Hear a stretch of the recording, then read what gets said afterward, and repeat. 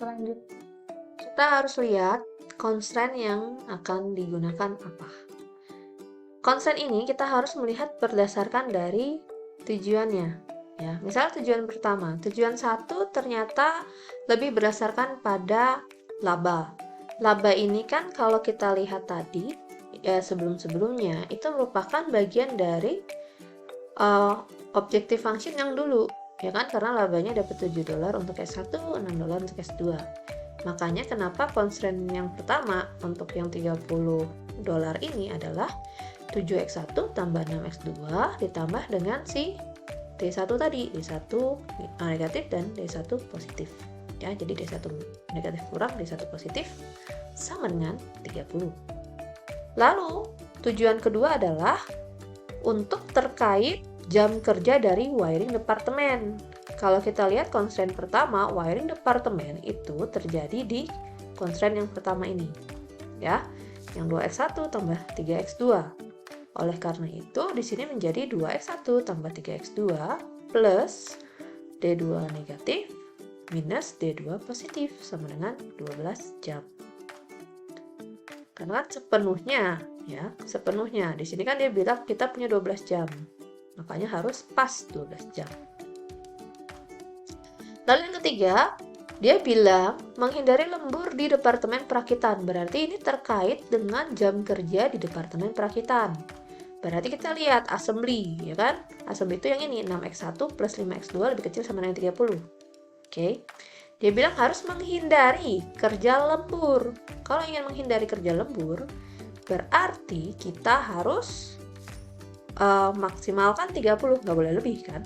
Makanya jadi 6x1 tambah 5x2 tambah D3 negatif dikurangin D3 positif sama dengan 30. Itu caranya. Kemudian, untuk yang tujuan keempat, dia bilang bahwa setidaknya harus menghasilkan 7 buah jenis kipas. Kipas itu kan termasuk di dalam bagian X2, karena tadi kan X1 adalah lampu, X2 adalah kipas. Jadinya langsung aja, X2 plus D4 negatif kurang D4 positif. Seperti itu. Ya. Lalu, untuk non-negativity constraint berarti semua nilai X dia dan semua nilai D dia itu harus lebih besar sama dengan 0. Ini formula untuk multiple goal. Nah, tadi kita sudah sempat singgung bahwa goal ini sebenarnya punya yang namanya prioritas. Nah, ini yang kita sebut sebagai ranking goal. Oke. P itu adalah lambang dari prioritasnya. Jadi P1 untuk tujuan yang paling penting, P2 paling penting berikutnya, yang ketiga dan seterusnya seperti itu. Lalu si Harrison ini menempatkan prioritas berdasarkan tadi yang 4 tujuan tadi. Jadi kan ini ada 4 goalnya. Kemudian jadi dia menganggap bahwa ya sesuai dengan tujuan, prioritas pertama adalah yang pertama, yang kedua, dan seterusnya. Dengan mempertimbangkan dari prioritas ini, maka objective function dia akan berubah menjadi ini. Ya, jadi nilai objective function yang tadi ini, kita kalikan dengan nilai prioritasnya. Jadi, kalikan dengan P-nya masing-masing. Kalau kendala akan tetap sama persis dengan yang di sini, karena hanya berubah prioritas untuk fungsi objektif. Nah, kemudian ada juga yang kita sebut sebagai bobot. Maksudnya apa? Biasanya tingkat prioritas di dalam goal programming itu kita mengasumsikan bahwa setiap tingkat itu ada yang jauh lebih di atas, ada yang ada di bawah, gitu kan. Tapi kadang ada sebuah tujuan yang mungkin ya kita bisa mikirnya hanya 2 atau 3 kali lebih penting atau 2-3 kali lebih bawah dibanding yang lain. Ya, daripada kita menempatkan tujuan ini pada level yang berbeda, ya sebenarnya kayak plus minus lah 11-12 gitu kan. Lalu kita bisa buat saja penempatan bobot dengan level yang sama. Oke, jadi levelnya sama, bobotnya aja yang beda. Maka koefisien variabel dari setiap D ini kita anggap sebagai bobotnya. Oke, bobot dan prioritas. Jadi misalnya si Harrison ini memutuskan untuk menghasilkan setidaknya 2 buah lampu gantung. Ini tujuan dia yang lain. Berarti kita ada yang namanya D5 negatif atau D5 positif. Tujuan untuk menghasilkan 7 buah kipas langit-langit dianggap 2 kali lebih penting daripada tujuan yang ini. Jadi, tujuan yang keempat itu 2 kali lebih penting daripada yang kelima. Oke. Oleh karena itu, kita anggap bahwa bobot untuk yang keempat itu adalah 2, karena 2 kalinya D5.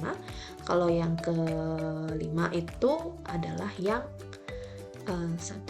Dengan prioritasnya berarti sama-sama prioritas keempat. Karena kan ini, jumlah produksi itu prioritas keempat. Jadi, objective function dia itu akan menjadi ini, minimalkan nih. Ini sama ya untuk D1, untuk yang D1, D2, D3 sama nih. Bedanya di sini nih. Berarti kan D4 dan D5 sama-sama menggunakan prioritas 4, hanya bobot yang berbeda. D4 dapat bobot 2, kalau D5 bobotnya 1. Nah, tapi karena kita ketambahan constraint, berarti kita harus nambahin constraint-nya ini, ya. Karena kan kita ngomongnya ada tujuan kelima, ya. Jadi, constraint untuk tujuan kelima adalah si X1-nya atau si lampu gantung dia, plus yang tadi, si variabel dia itu adalah yang D5. Jadi D5 negatif kurang D5 positif sama dengan 2 untuk si lampu gantung. Sisanya untuk yang constraint lainnya akan sama. Nah, berikutnya ada yang namanya nonlinear programming. Ya. Kalau sejauh ini kan kita lihatnya fungsi objektif atau objective function sama constraint kita, nilai dia itu sifatnya linear kan. Tapi sebenarnya enggak. Ya. Jadi bisa aja sebenarnya ada yang linear, ada yang enggak. Jadi yang maksudnya non-linear itu yang seperti ini. Pangkat 3, 1 per, pakai log, atau kali-kali dengan variabel lain, ya, gitu. Kalau di yang tadi kita udah belajar semuanya, nggak boleh ada yang seperti ini. Ya. Alasannya sederhana, kalau ini harus menggunakan software juga, salah satunya pakai Excel. Oke. Nah, salah satu kelemahan dari nonlinear programming, alasan kenapa nggak digunakan juga, bahwa solusi yang dihasilkan itu hanya lokal optimum, bukan global optimum. Jadi cuma optimal pada rentang tertentu. Jadi misalnya kita punya rentang 0 sampai 100 gitu. Dia cuma misalnya 30 sampai 50 kayak gitu doang. Optimalnya cuma di rentang tertentu. Jadi jenis yang pertama adalah ternyata objective function kamu yang non-linear, sedangkan constraint kamu linear. Jadi misal contoh seperti ini. Great Western Application Company ini, dia menjual 2 jenis oven, X1 dan X2. Oke. Nah, dia punya dapat untung $28 untuk setiap X1, berapapun jumlah unit yang terjual. Nah, tapi kalau misalnya untuk yang X2, keuntungan akan meningkat karena lebih banyak unit yang terjual. Gitu. Maka sebenarnya fungsi laba untuk yang X2 itu sebenarnya dinyatakan sebagai 20X2 plus 0,25X2 kuadrat. Karena nilai keuntungan akan meningkat seiring semakin banyaknya jumlah unit yang terjual. Berarti dia sifatnya adalah nonlinear. Maka fungsi objektifnya itu akan menjadi seperti ini. Maksimasi profit, di mana untuk X1 masih standar 28X1. Untuk yang X2-nya menjadi ditambahin dengan yang ini. Gitu. Nah, untuk constraint kebetulan sama. Maksudnya dia nggak ada ngomong aneh-aneh gitu. Maksudnya tetap linear. Makanya constraint dia tetap linear. Ya.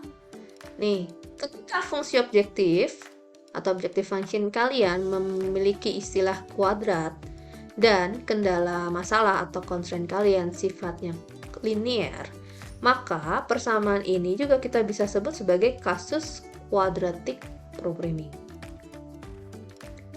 Nah, yang kedua, jenis nonlinear kedua adalah kedua-duanya nonlinear. Jadi objective function kamu nonlinear, constraint kamu juga nonlinear. Misalnya, keuntungan tahunan di rumah sakit si Hospicare Corporation ini, ya, yang ukurannya sedang, yang isi pasien jumlah tempat tidurnya 200-400, tergantung pada jumlah pasien medis yang dirawat dan jumlah pasien bedah yang dirawat. Jadi tergantung X1 adalah pasien medis, X2 adalah pasien bedah. Fungsi objektif untuk di rumah sakit ini sifatnya nonlinear dan mengidentifikasikan ada 3 kendala. 2 diantaranya itu nggak linear. Jadi ada 3, yaitu keperawatan, X-ray, dan anggaran pemasaran. Kebetulan untuk keperawatan dia sifatnya nonlinear, untuk yang X-ray dia nonlinear juga. Yang anggaran dia sifatnya linear. Nah, jadi fungsi objektifnya seperti ini dia. Ketika objective functionnya ini kalian lihat kan, ini kan kayak standar gitu ya, 13x1. Tapi ingat, di sini dia ada nih, x1 kali x2. Oke, berarti sebenarnya si x1, fungsi objektifnya adalah 13x1 tambah 6x1 dan kali x2. Lalu untuk yang x2-nya, objective function dia adalah 5x2 tambah 1 per x2. Ya, itu makanya sifat dia nonlinear di objective function. Lalu kalau kalian lihat di constraint, ya, tadi udah dikatakan constraint pertama dan kedua sifatnya adalah non-linear. Kita bisa lihat di sini constraint pertama dia menggunakan kuadrat. Sedangkan constraint kedua dia menggunakan kubik, ya kan? Pangkat 3. Lalu constraint yang ketiga itu biasa. Ya, nanti harusnya ada tambahan lagi di sini non-negativity constraint juga. Lalu, jenis yang ketiga adalah objective function kamu linear. Yang nggak linear itu adalah constraint kamu. Jadi misalnya thermolockup ini dia memproduksi mesin cuci, ya, dan gasket.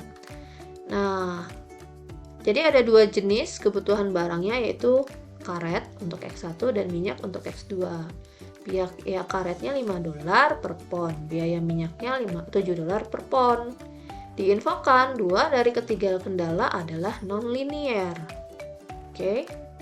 Nah, dia ingin meminimalkan biaya. Nah, kebetulan biayanya nggak aneh-aneh dia kan, cuman pokoknya 5x1, 7x2 gitu. Tapi ternyata ketika kita lihat di constraint, 2 dari 3 kendalanya sifatnya non-linear, yaitu kendala yang pertama dan kedua. Ya, ini kalau kalian lihat baik-baik, di sini dia ada yang kuadrat, di sini ada yang tadi sama kubik juga atau pangkat 3, dan yang ketiga dia biasa. Dan yang kurang di sini tinggal ditambahkan non-negativity linearnya. Ya. Itu untuk jenis non-linear. Begitu untuk pertemuan hari ini, materinya selesai. Terima kasih.